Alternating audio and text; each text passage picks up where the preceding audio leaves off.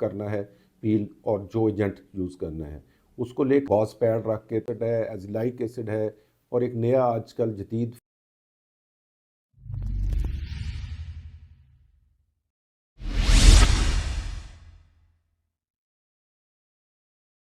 बिस्मिल्लाहिर्रहमानिर्रहीम नहमदु व नसल्ली अला रसूलिल करीम अम्मा बाद। मैं डॉक्टर हारून रशीद हूँ। मैं स्किन स्पेशलिस्ट हूँ और एक एस्थेटिक फिजिशियन।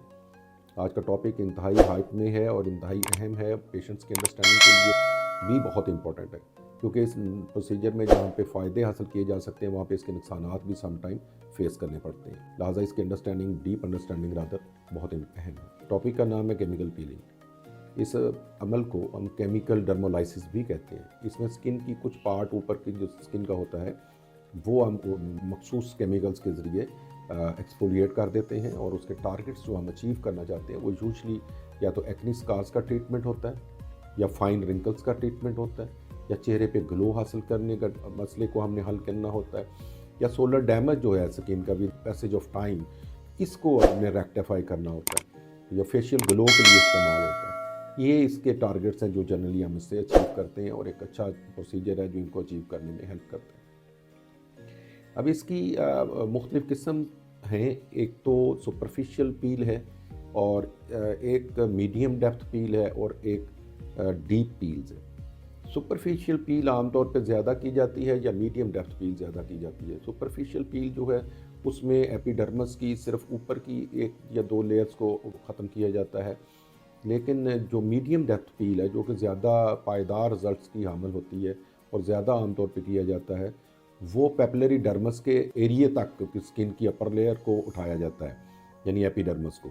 और जो डीप है उसमें रेटिकुलर एपिडर्मस तक हम उठा देते हैं और वो डर्मस से दोबारा रीजनरेट कर देती है। ये टाइप्स हैं, यानी सुपरफिशियल, मीडियम डेप्थ पील और डीप पील्स। और अब ये कि एजेंट्स इसमें कौन से यूज़ होते हैं। बहुत commonly and my favourite all time favourite is glycolic acid.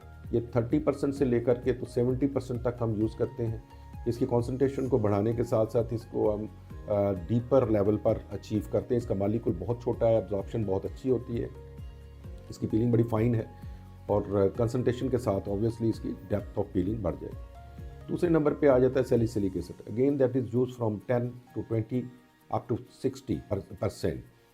उसके बाद मंडेलिक एसिड है, लैक्टिक एसिड है, एजिलाइक एसिड है और एक नया आजकल जदीद फेरोलिक एसिड है जो कि बेसिकली ऑक्सीडेटिव प्रॉपर्टीज़ का हामिल है और उसके साथ पीलिंग करता है और इंतहाई जेंटल किस्म का पीलर है। ये पीलर्स आमतौर पे लूशंस की शक्ल में आते हैं, जेल फॉर्म की शक्ल में आते हैं। चाहिए कि हम जेल फॉर्म की शक्ल को ज़्यादा एक्सेप्टेबल बनाएं और जो FDA अप्रूव्ड के पीलर्स हैं वो ज़्यादा यूज़ करें। ये ज़्यादा जेंटल होते हैं और आपकी स्किन को हार्म करने का, ट्रामा देने का, इसका जो एलिमेंट है साइड इफ़ेक्ट छोड़ने का वो काफ़ी कम होता है। अब इसकी जो देखना ये है कि इसका प्रोसीजर जो है इसको कैसे किया जाता है वो ब्रीफली इस तरह से है कि सबसे पहले तो पेशेंट को काउच पे लटाने के बाद आप उसके गॉज पैड रख के तो ब्लाइंडर लगा देते हैं आंखों के ऊपर और उसकी आइज़ का कॉर्नर्स और नोज़ के कॉर्नर पे यहाँ पे चूँकि केमिकल का जमा होने का खदशा होता है यहाँ पे पेट्रोलियम जेली अप्लाई करते हैं। उसके बाद आप इसको हाइड्रा क्लींजिंग कर लें या वैसे क्लींजिंग कर लें वाटर से। उसके बाद इसको डीफैटनिंग करते हैं, दैट इज़ विद एसीटोन, ताकि स्किन के ऊपर जितनी चिकनाई है वो हट जाए। उसके बाद आपने अपना जो भी चूज़ किया है, सुपरफिशियल करना है, डेप्थ करना है पील और जो एजेंट यूज़ करना है उसको ले करके तो वो उसको कॉटन बड के साथ यूजुअली अप्लाई किया जाता है। उसको फिर डिपेंड करता है कि आपने 2 मिनट रखना है, 3 मिनट रखना है या आप टू 5 मिनट रखना है। वो डिपेंड करता है कि आप कितना कंट्रोल ट्रामा स्किन को करना चाह रहे हैं। जो ही उसमें फ्रॉस्टिंग आती है, ये फ्रॉस्टिंग एक ख़ास किस्म का अमल है जिसमें स्किन जो है वो सफ़ेद नज़र आनी शुरू हो जाती है लेंस के नीचे। फ्रॉस्टिंग आती है तो आप इस पीलर को वॉश ऑफ कर दें, डी न्यूट्रलाइजेशन कर दें और मुख्तलिफ केमिकल्स अवेलेबल हैं वो इस्तेमाल किए जा सकते हैं। उसके बाद आप प्रोसीजर को ख़त्म करने के लिए आपने मॉइस्चराइज़र अप्लाई करना है और पेशेंट को कोई भी अच्छा सन ब्लॉक एडवाइस करना है।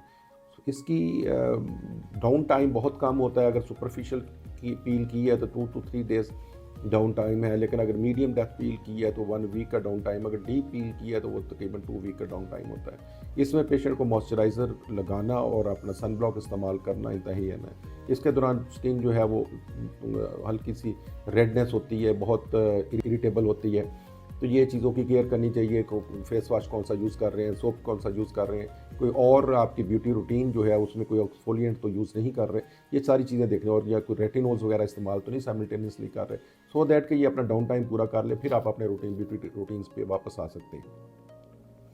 तो इसमें ये बहुत अहम मामलात हैं कि जो बेनिफिट्स हैं उसके साथ साथ इसके जो साइड इफ़ेक्ट्स हैं वो जो हैं उन पे भी नज़र रखनी चाहिए, और पेशेंट को अवेयरनेस होनी चाहिए, और डॉक्टर से डिस्कस भी करना चाहिए, और डॉक्टर साहब बायन को भी चाहिए कि वो इस सारी चीज़ों के जो प्रोज़ एंड कॉन्स हैं वो मरीज़ के गोश गुजार कर दें। तो इंतहाई इम्पॉर्टेंट एक ब्यूटी प्रोसीजर है, लेकिन इसको एक कॉशन के साथ और एक एक्सपर्ट हैंड में जब आप अंजाम दिया जाएगा तो ही आप इसके बेनिफिट्स ले सकते हैं। Thank you very much for watching.